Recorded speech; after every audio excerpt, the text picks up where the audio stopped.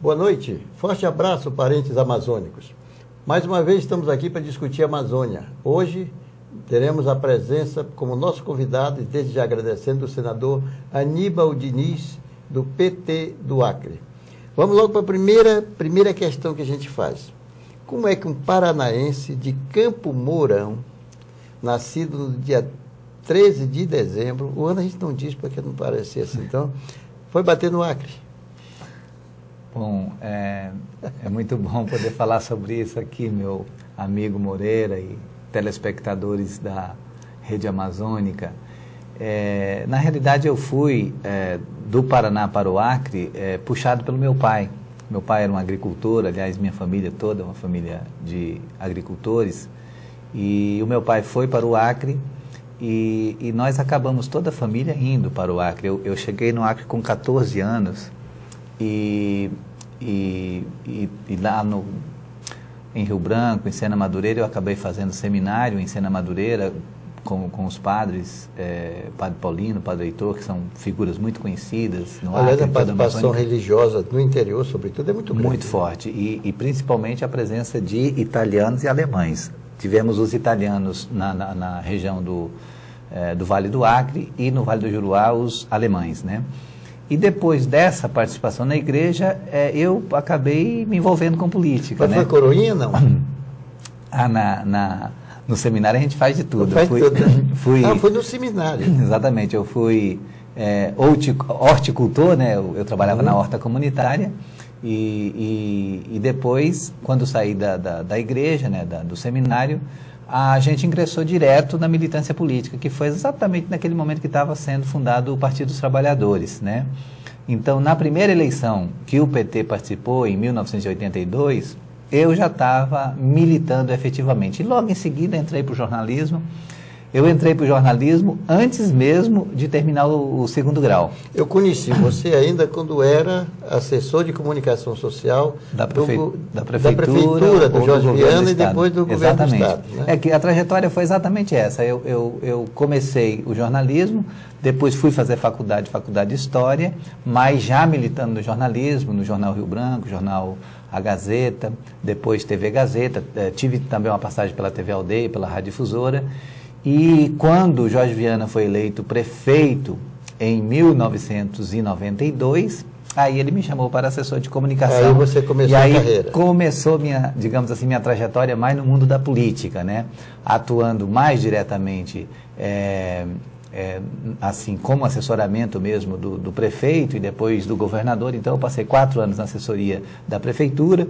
Depois passei 8 anos com o Jorge Viana na assessoria do governador Jorge Viana. Depois saiu o governador Jorge Viana, entrou o governador Binho. Eu também fiquei fazendo assessoramento. O Binho, uma vez o Jorge Viana me falou que eu fiquei encantado quando eu fui a Rio Branco, que não tinha uma pichação. Não tinha nada, tá limpo. Aí eu disse, governador, estou impressionado. Era que o único pichador que tinha aqui era o Binho, que agora é o governador. Teve essa situação mesmo. Mas, na realidade, ele não era um pichador, ele era um grafiteiro. Né? Ele fazia arte com spray. E depois, nos 4 anos do governo Binho, eu fiquei também na Secretaria de Comunicação, nos 2 primeiros como assessor e depois como secretário de Comunicação, de tal maneira que eu estive, ao longo desses anos, a maior parte da minha vida envolvido com a política e envolvido com os nossos projetos de governo. Campo Mourão não voltou mais. E quando o senador Tião Viana foi reeleito em 2006, aí eu fui convidado pelos partidos da Frente Popular, por indicação do governador Jorge Viana e também do senador Tião, para ser o suplente do Tião Viana, exatamente porque tinha... O primeiro suplente. O primeiro suplente, exatamente porque tinha a possibilidade do senador Tião Viana disputar em 2010 o governo do Estado e se queria alguém muito ligado ao projeto, que tivesse a memória do projeto para dar continuidade a esse mandato. E assim, esse paranaense de Campo Mourão se tornou senador da República pelo Estado do Acre. Foi uma engenharia isso, de tantos anos de antecedência. Exatamente. Né? E aí a sua pergunta, se eu já voltei a Campo Mourão, eu tinha sempre, assim, visitas bem assim, períodos prolongados a Campo Mourão, até porque a gente não tinha condições de ficar indo com frequência. Daí agora, como senador da República, Eu já fui uma vez exatamente para a comemoração de 101 anos de vida da minha tia, a única tia viva, irmã do meu pai que eu tenho, a tia Como Ana. senador da República, hein? Aí foi uma festa. recepção, assim, uma alegria, uma felicidade de receber um senador da República. Inclusive, estamos próximos da data de aniversário dela. Ela vai fazer 102 anos, Opa. agora no dia 27 de maio. Boa né? perspectiva para você, que pode chegar aos 100 também, né? Pois é, essa é uma boa notícia para a família. Em que pese os meus pais, a minha mãe e o meu pai tiveram morte súbita do coração. E o governador Tião, que é médico, fala sempre para mim assim, olha, mantenha o seu check-up atualizado, porque você tem um histórico de família que requer um certo cuidado, né? Olha, nós conhecemos o senador Aníbal, e agora nós vamos o homem Aníbal, né? O cidadão de Campo Mourão que foi para Rio Branco, se tornou político, e agora vamos começar a falar sobre política a partir do próximo bloco, tá bom? Exatamente, estamos à disposição. Voltamos já. Parentes, se você chegou agora, sintonizando a conversa que nós estamos tendo com o senador Aníbal Diniz, nós trabalhamos e mostramos no primeiro bloco a ida dele para o Acre, de Campo Mourão. Ele está me dizendo que já tem 2 filhas acrianas. São futuras políticas também, porque a coisa começa a evoluir. Mas agora, neste bloco, nós vamos começar a falar sobre a atuação do senador Aníbal. Antes era o jornalista, era o assessor. Há uma diferença, Aníbal? Tem uma diferença considerável, porque como jornalista e como assessor, eu sempre estive na retaguarda, eu nunca estive na linha de frente. E agora, na condição de senador da República, eu tenho que ir para a linha de frente, eu tenho que me apresentar às câmeras. E de certa forma, isso se torna um desafio muito grande para a gente, que no jornalismo desenvolve muito a timidez, né? A gente fica muito mais recolhido. E agora a gente tem que ir para a linha de frente, de vez em quando tem que chegar no lugar e ter que dar uma informação, ter que dar um recado. E isso faz a gente assumir um protagonismo bem diferenciado. E agora no Senado a gente tem que ocupar comissões, tem que ocupar a tribuna. Né? Quais são as comissões que você está hoje, mais importantes? Eu sou titular nas comissões de Ciência e Tecnologia, na Meio Ambiente e... Ciência, Tecnologia, Meio Ambiente e Comissão de Relações Exteriores. E também, né? De Ética. A de Ética eu sou suplente. Eu sou suplente na Comissão de Ética, suplente na Comissão de Educação e suplente na Comissão de Constituição e Justiça. Por falar em Comissão de Ética, todas as vezes que a gente chega, por exemplo, hoje no Senado, a gente encontra uma pessoa e diz assim, Demóstenes Torres, quem diria, hein? É uma frase que todo mundo praticamente Exatamente. Toda a sociedade está, assim, atônita com o que aconteceu com o senador Demóstenes, exatamente porque ele é um senador muito qualificado, um conhecedor, assim, invejável dos procedimentos jurídicos, da funcionalidade da casa, do regimento interno, da Constituição, é um constitucionalista, digamos assim, de mão cheia, e ele era uma espécie de referência no que diz respeito a conhecimento legislativo para o conjunto dos senadores, e acabou que ele foi pego nessa situação contraditória, extremamente desconfortável, de estar, digamos assim, supostamente envolvido com um contraventor sob investigação, né? E a comissão largou um placar, unanimidade para que ele vá aberto o processo. Ontem, mas vamos falar do Acre, porque a comissão de ética foi por unanimidade a instauração do processo. O nosso amigo senador já está na corda bamba, ele vai depois resolver a situação. Ele vai ter a defesa dele, o amplo direito de defesa está assegurado com certeza. Agora, me diga uma coisa, nessas comissões, mas o mais importante é viabilizar projetos para o Estado, na articulação com os ministérios. Na realidade, a função de senador, ela se divide em várias dimensões, né? Nós temos o trabalho nas comissões, que é onde se dá o estudo técnico das matérias legislativas, onde o trabalho legislativo mais acontece são as comissões. Eu preferi você estar na comissão ao invés do plenário. É bom estar nos dois.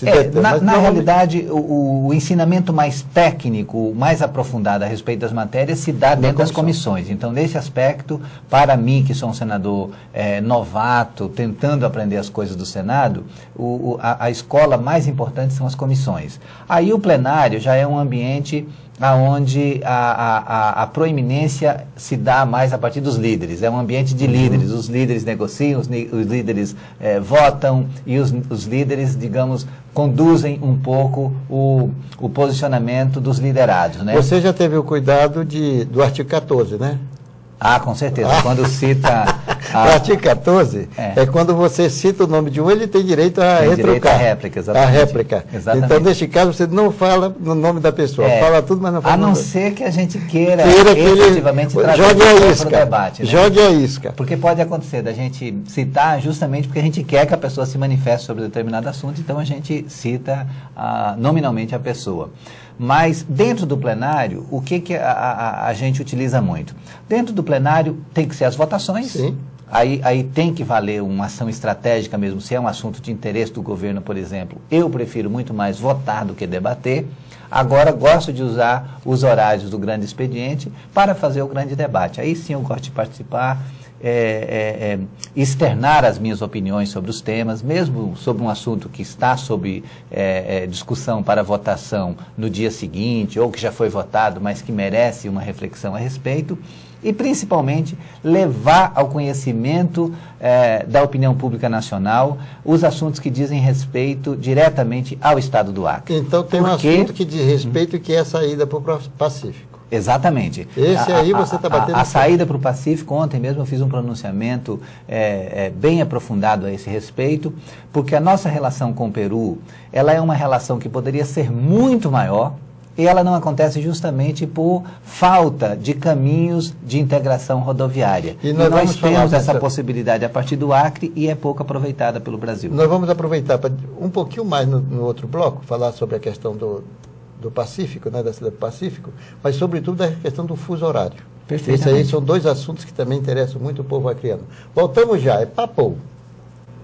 Eu não disse que era Papou, nós estamos voltando para conversar com o senador Aníbal Diniz, Partido dos Trabalhadores do Acre. Nós já falamos da ida dele para Rio Branco, lá o estado do Acre, já falamos no início da atividade dele como senador. Interrompemos há pouco falando sobre a saída do Pacífico, ou a saída para o Pacífico, e que nós temos lá a ponte que está faltando da BR-364, que é Rondônia-Acre. E depois, como é que é essa saída para o Peru? Bom, é fundamental a gente deixar claro que o Acre, o estado do Acre, fez a parte dele. Primeiro com o governador Jorge Viana, depois com o governador Bim e agora com o governador Tião. Nós construímos todo o trecho da 317 que está em território acreano, porque a 317 sai de Boca do Acre, atravessa todo o Acre e vai a Assis Brasil, fazendo fronteira com o Peru. Depois segue como carretera do Pacífico, né, a nossa rodovia interoceânica. Dessa maneira, nós podemos fazer, com a junção da BR-364, que vem do centro-sul do Brasil, passando por Rondônia e chega ao Acre, depois faz a confluência com a 317, então a gente pode chegar ao Oceano Pacífico via Peru. E, dessa maneira, a gente diminuiria muito a distância entre o Brasil e os portos do Pacífico, portos da China e da costa leste americana. Então, a gente acredita que há uma grande possibilidade de ampliação das nossas relações comerciais, tanto com o Peru, quanto com os países andinos, quanto com o Oriente também, a partir da rodovia do Pacífico. E, infelizmente, o governo federal ainda não deu a atenção devida para a importância da construção da ponte sobre o Rio Madeira, que ainda é feita a travessia através de balsa. E não é aquela ponte que liga o Maitá a Porto Velho, né? Não, é outra ponte. É uma ponte que passa, uma ponte que seria construída na BR-364, na localidade do Abunã, e ela seria uma ponte que ligaria a Rondônia ao Acre, de tal maneira a facilitar o transporte. Concluída essa que está sendo, parece, está previsto para o final do ano, a conclusão sobre o Rio Madeira também, ligando Porto Velho ao Maitá, que pega a 319, que chegaria até Manaus. Até Manaus, aí a integração está feita. Exatamente. E é muito importante, porque essa ligação rodoviária do Acre, na realidade, é uma ligação intermodal. Por quê? Porque a 317 sai de Boca do Acre. Boca do Acre tem um grande porto. Já é possível, por exemplo, receber grandes quantidades de mercadoria em Boca do Acre. E pela estrada segue até a rodovia do Pacífico, passando por Assis Brasil, Inhapare, Maldonado, e vai até os portos do Pacífico. E dessa maneira, por que nós chamamos de rodovia interoceânica? Porque ela pode ligar os dois oceanos, Oceano Pacífico e Oceano Atlântico. Então, seria a única rodovia brasileira a poder fazer essa conexão. E dessa maneira a gente quer uma atenção especial do governo federal, porque o governo do Acre, ele fez importantes avanços nesse sentido. Por exemplo, a construção da ZPE, que é a nossa zona de processamento e exportação, ficou exatamente na confluência das duas BRs, da BR-364 com a BR-317. Vai ser inaugurada agora. No município de Senador Guiomar. Exatamente. Está programada a inauguração agora para o dia 21, e a gente espera que a partir dessa zona de processamento e exportação a gente tenha um grande salto econômico entrando o Acre na era industrial, porque até aqui foi possível fazer o que foi feito com muitos esforços, mas a gente não pôde usufruir ainda dos benefícios da industrialização. Certo. Com a zona de processamento e exportação, a gente acredita que o Acre será industrializado, vai gerar muito mais emprego, divisas, e a gente espera que com isso a nossa geração política dê uma grande contribuição para o desenvolvimento do nosso Estado. Outro tema importante, fuso horário acreano. Olha, essa discussão está muito... Tem um projeto de lei encaminhado agora pelo Executivo, né? Notei aqui, é o 03078-2011, que é o Executivo que manda para recompor o horário do Acre, do Amazonas, voltar. Exatamente. O projeto da presidenta Dilma prevê a volta do fuso horário como era antes, de 2 horas de diferença do Acre em relação a Brasília.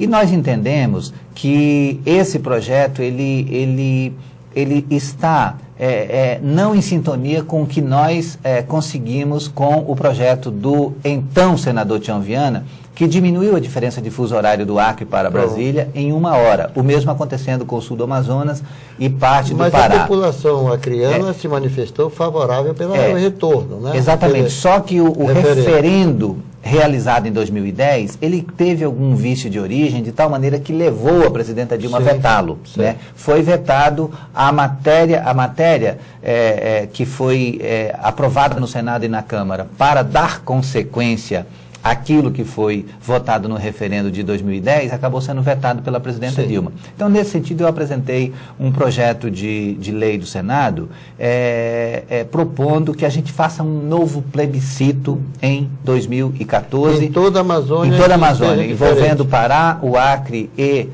o Amazonas, exatamente para a gente ter uma posição definitiva da população. Porque, na minha opinião, e por isso é que a gente tem que ouvir as pessoas, porque eu não posso falar pelas pessoas, as pessoas é que têm que manifestar a sua opinião. Na minha opinião, eu acredito que já há uma adaptação do horário como está, e não tem necessidade da gente voltar a ficar 2 horas de diferença de fuso. 3 horas no tempo de verão. 3 horas no horário de verão, quando nós estamos com o mundo completamente online, a rede mundial de computadores fez com que as distâncias diminuíssem consideravelmente. Agora a gente pode estar em todos os lugares ao mesmo tempo através da internet, e não faz sentido o Acre ficar 2 horas atrasado em relação a Brasília, quando nós temos a possibilidade de diminuir essa diferença para 1 hora. Vamos acompanhar, vamos estar atentos e queremos agradecer muito a sua presença, Aníbal. Realmente, era um tempo que a gente precisava estar juntos, né? Conversando sobre isso. Com certeza, Moreira. Um grande abraço. É um grande prazer para mim poder ter feito essa visita a você aqui, aos nossos telespectadores do AmazonSat, e eu quero me colocar completamente à disposição também para a gente poder discutir a temática amazônica, naquilo que estiver ao nosso alcance. A gente quer também trazer a nossa contribuição em relação aos grandes temas que dizem respeito à nossa região. Muito obrigado, boa noite e até a próxima semana.